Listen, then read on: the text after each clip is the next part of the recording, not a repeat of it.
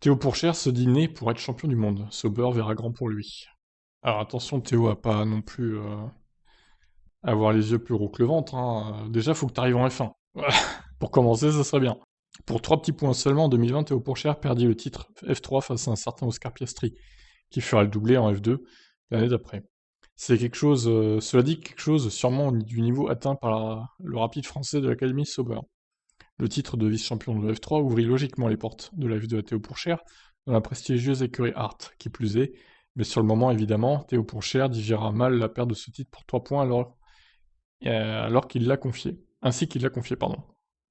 Pour être honnête, dans le tour de rentrée, je pleure un peu dans mon casque, je dois admettre, c'était pas facile. C'était 9 courses en 11 semaines. Donc c'était très dur mentalement et physiquement. Quand j'ai franchi la ligne, mon ingénieur m'a dit Ok Théo, tu es vice-champion de Formule 3. Et j'étais un peu déçu parce que c'était mon 5e podium en 6 courses. Donc la fin de saison était incroyable, mais c'était pas suffisant pour gagner le titre.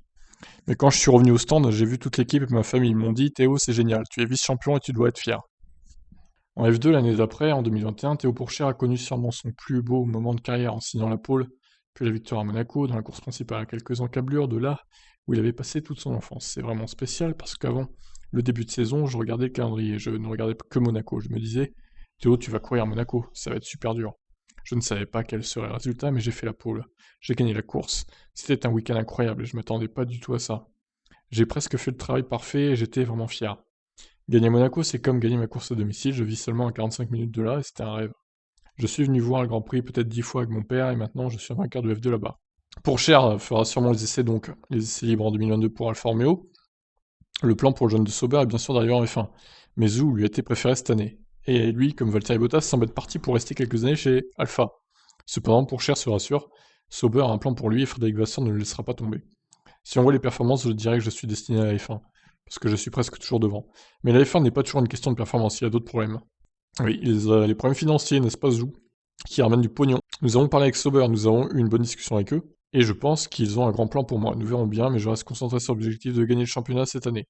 De bien finir au moins, et nous verrons ensuite ce qui se passera dans le futur. Sauber me soutient beaucoup, et je leur en suis reconnaissant.